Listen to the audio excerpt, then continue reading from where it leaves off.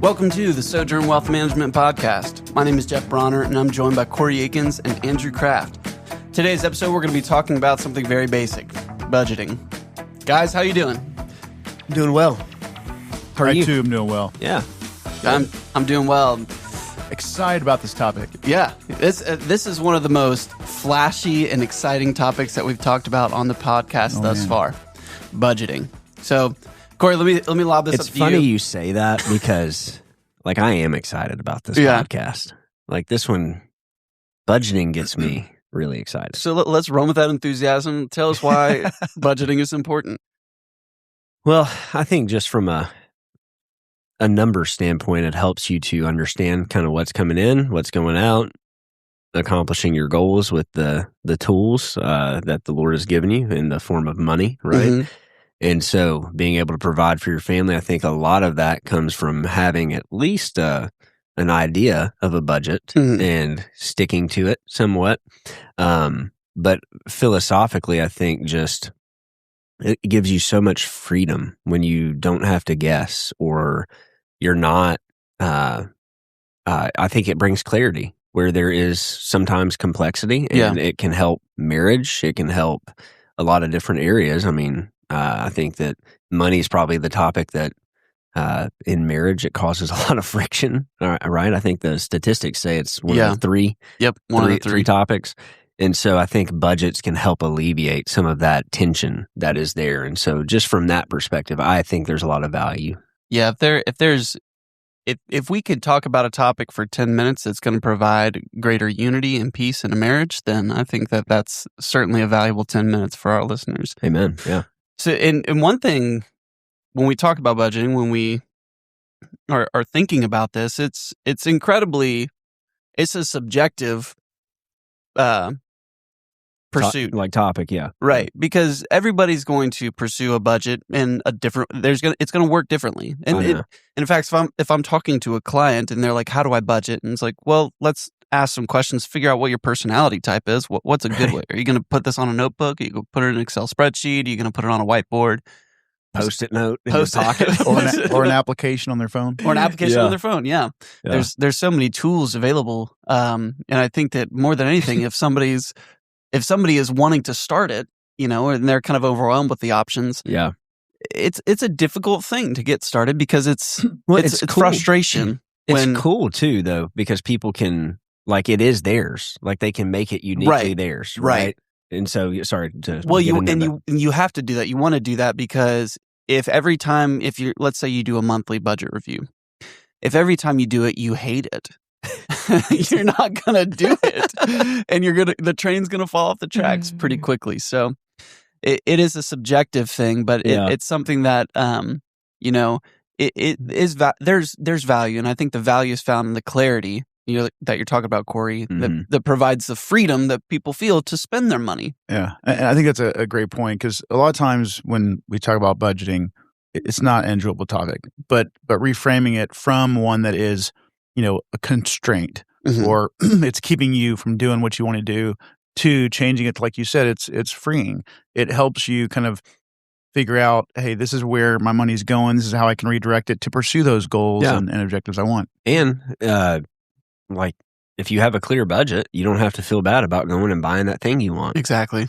You don't feel the shame of spending money. Correct. You feel there's a reward to it. There's the stewardship that you've been doing has borne fruit through this, whatever trip or what have you, or particular savings goal that you had, because you stuck to it.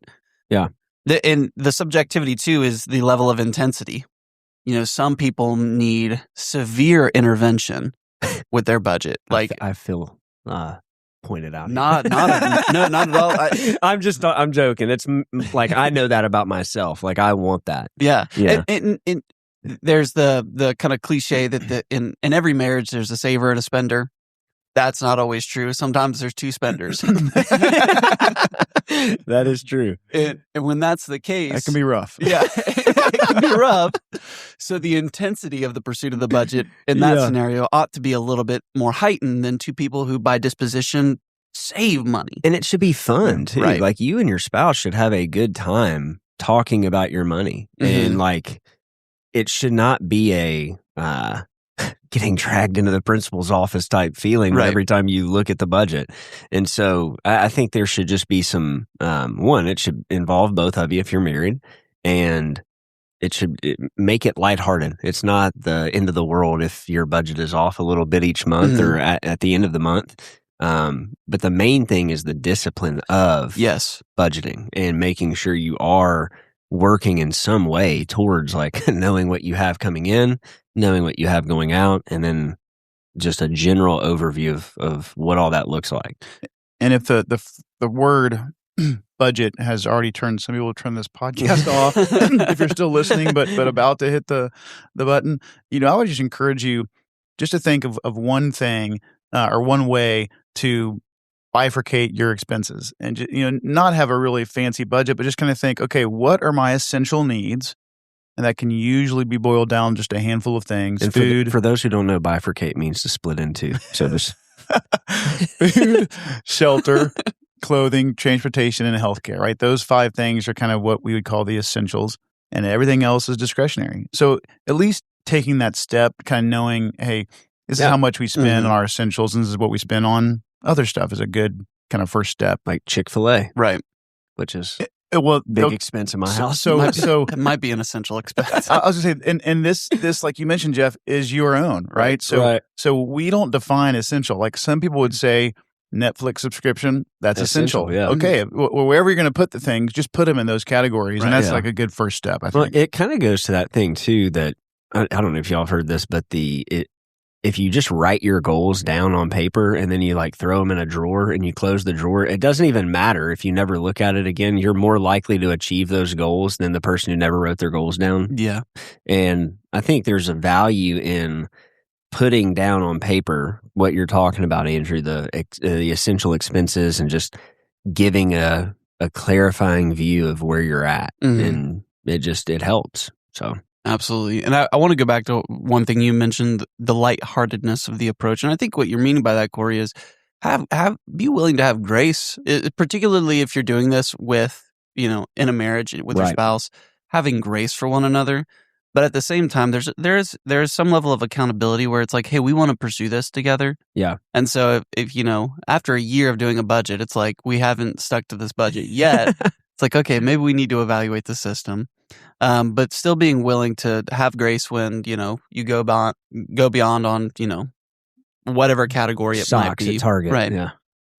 But a starting point too, just to kind of get socks at Target. It's a very specific, I don't know how in-depth your budget itemization is, but that is very specific. Yeah, it might be that specific. Man, just a praise of my wife, because Paige is the one who has constructed the system for our budget for our house. And it's been an awesome thing developing because she likes to have that itemization. Whereas I'm more like big picture, kind of directional. These are the things that we need to be saving for. And this is, time frame for which we can get that. And then she likes to kind of fill in all of the gritty details of that. And that's just how it's functioned for us. But it's been something that's developed years and years in the making, like a decade at this point. And when it started out, when we started doing it, it was more about data collection than it was about, hard pressed. We're putting this system upon ourselves, and it's, if we don't stick to this, we're failing. And I would encourage anybody who's starting the budgeting process, like Andrew was mentioning, start very simply. What are your essential expenses? What are your discretionary expenses? Do you have a goal to give a certain amount each month? Do you have a goal to save a certain amount each month? And then just kind of set up those categories and then figure out, just use that system, whatever it is, whether, again, a spreadsheet, whiteboard, notebook, to collect data going forward. And then once you've collected a lot of data, you start to recognize, spending patterns, spending habits. And then once you recognize them, you have the awareness of them, then you can start changing them. Yeah.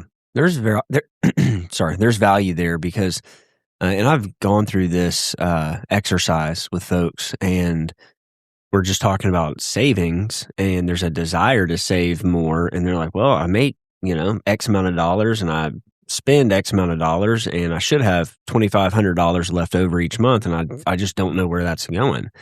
And part of it is part of it is not knowing they spend actually more than they think, right? And they they didn't realize it until they did the budget exercise, right? And really maybe they didn't even keep the budget afterward, but they were like, oh, well, we spent $200 at Buc-ee's last month, right? On I can see that, like not on and not easily done, and not on gas, like inside the store. So it's helpful in that sense too. To again, it's a form of communication essentially in a household, but more so, I think too, it helps just to align your goals with the actual numbers that you have. Yeah.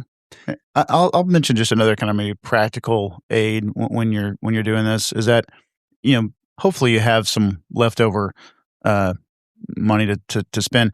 And so if you have, for example, your bank account and you have your working kind of checking account where paychecks come in and bills come out type of thing.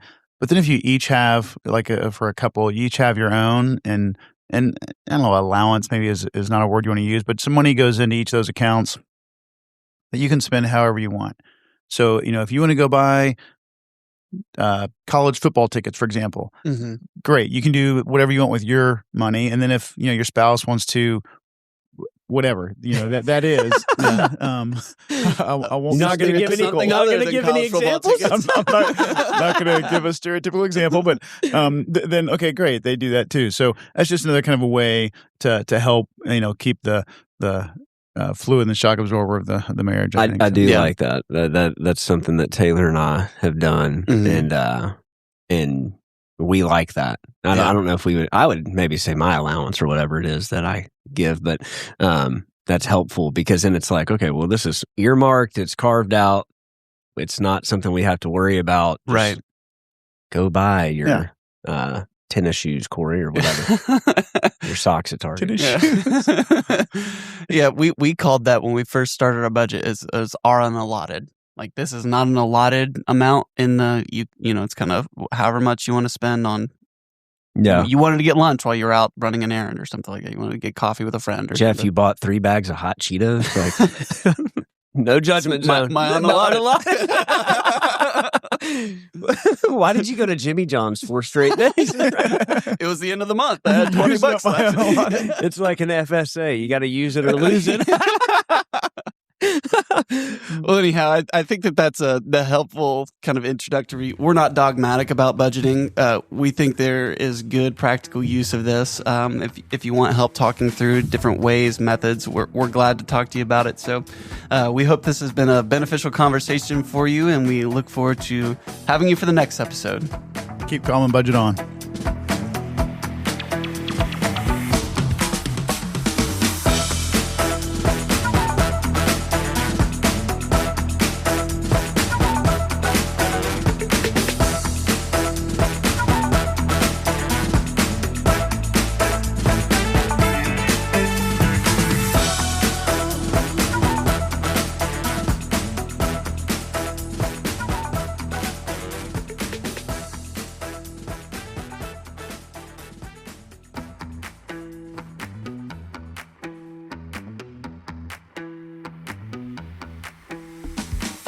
Thank you for listening to this episode of the Sojourn Wealth Management Podcast. This is a friendly reminder that all content in this podcast is intended for educational purposes alone. Nothing in this episode should be treated as tax, legal, or investment advice. We encourage you to consult your financial professional for any of those needs. Securities offered through Kestra Investment Services LLC, Kestra IS, member FINRA SIPC. Investment advisory services offered through Kestra Advisory Services LLC, Kestra AS, an affiliate of Kestra IS. Kestra IS or Kestra AS are not affiliated with Sojourn Wealth Management LLC.